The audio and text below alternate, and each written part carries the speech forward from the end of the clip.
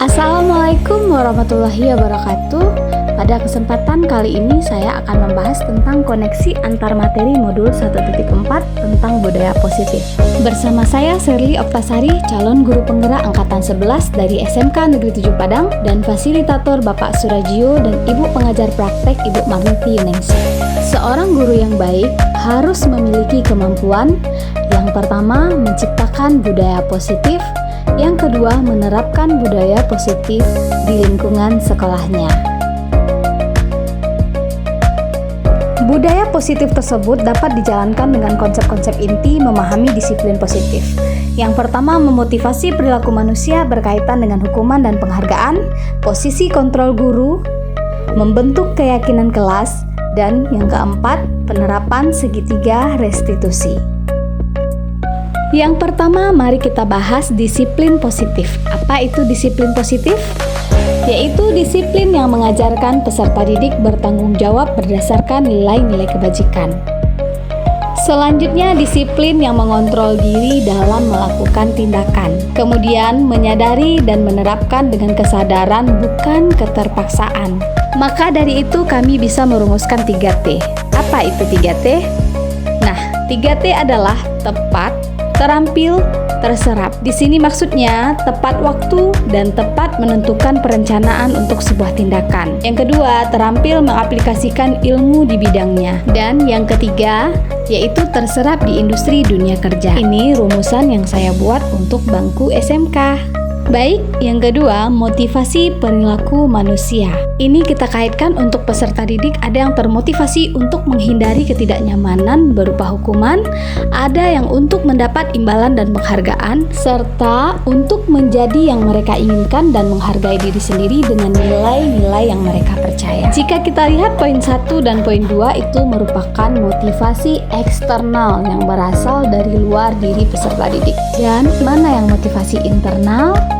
Nah, yaitu untuk menjadi yang mereka inginkan dan menghargai diri sendiri dengan nilai-nilai yang mereka percaya. Jadi, untuk seorang guru sebaiknya hindari untuk memberikan hukuman dan memberi penghargaan berlebihan agar meminimalisir motivasi eksternal dalam diri murid. Baiklah Bapak dan Ibu guru hebat, selanjutnya kita lihat posisi kontrol seorang guru. Apa saja itu? Yang pertama sebagai penghukum, yang kedua pembuat merasa bersalah, yang ketiga sebagai seorang teman, yang keempat sebagai pemantau, dan yang kelima sebagai seorang manajer. Mari kita lihat posisi mana yang paling bagus diaplikasikan sebagai seorang guru. Yang paling bagus yaitu posisi kontrol seorang guru sebagai manajer. Kenapa seorang manajer? Karena sebagai seorang manajer, guru berbuat sesuatu bersama murid, mempertanggungjawabkan perilaku yang mendukung murid agar menemukan solusi atas masalahnya. Kemudian, posisi manajer mengacu pada restitusi yang dapat menjadikan murid sebagai manajer bagi dirinya sendiri, sehingga tercipta identitas positif berhasil pada murid. Poin selanjutnya adalah keyakinan sekolah atau keyakinan kelas. Guru berperan penting dalam mewujudkan keyakinan kelas dengan kesepakatan bersama peserta didik. Kemudian keyakinan kelas dan sekolah berupa pernyataan universal yang mudah diingat, dipahami, dan harus diterapkan dalam lingkungan sekolah. Penerapan segitiga restitusi dalam penyelesaian masalah.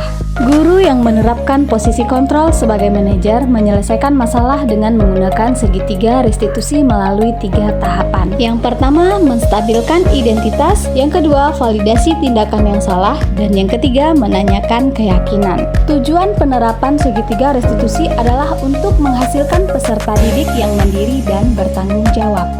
Contoh kasus penyelesaian masalah dengan segitiga restitusi bisa dilihat di link YouTube. Baik, mari kita lihat selanjutnya koneksi antar materi modul 1.1 sampai 1.4. Yang pertama, budaya positif dengan filosofi Ki Hajar Dewantara. Dengan penerapan budaya positif di sekolah akan memudahkan tercapainya tujuan pendidikan nasional yang berpihak pada peserta didik dan menuntun tumbuh kembang peserta didik sesuai kodratnya. Kemudian, budaya positif dengan nilai dan peran guru penggerak. Budaya positif bisa terwujud jika seorang guru penggerak bisa menerapkan 5 nilai, yaitu yang pertama berpihak pada murid, yang kedua mandiri, yang ketiga reflektif, yang keempat kolaboratif, dan yang kelima inovatif. Selanjutnya adalah koneksi budaya positif dengan visi guru penggerak. Salah satu perubahan yang diinginkan sesuai dengan visi guru penggerak adalah terbentuknya budaya positif agar diperoleh sekolah yang nyaman, aman, dan berpihak pada murid. Untuk mewujudkan visi guru penggerak tersebut dengan pembuatan prakarsa perubahan sesuai dengan filosofi Ki Hajar Dewantara dan profil pelajar Pancasila. Selanjutnya, mari kita berefleksi. Sejauh mana pemahaman Anda tentang konsep-konsep inti yang telah Anda pelajari di modul ini? Adakah hal menarik untuk Anda? Jawaban saya sudah memahami konsep-konsep inti dalam modul budaya positif, berkaitan dengan disiplin positif, teori kontrol, teori motivasi, hukuman dan penghargaan, posisi kontrol guru, kebutuhan dasar manusia, keyakinan kelas, dan segitiga restitusi. Seluruh konsep inti tersebut harus diresapi dalam diri, diwujudkan dalam tindakan, dan dibagikan pada rekan guru di sekolah.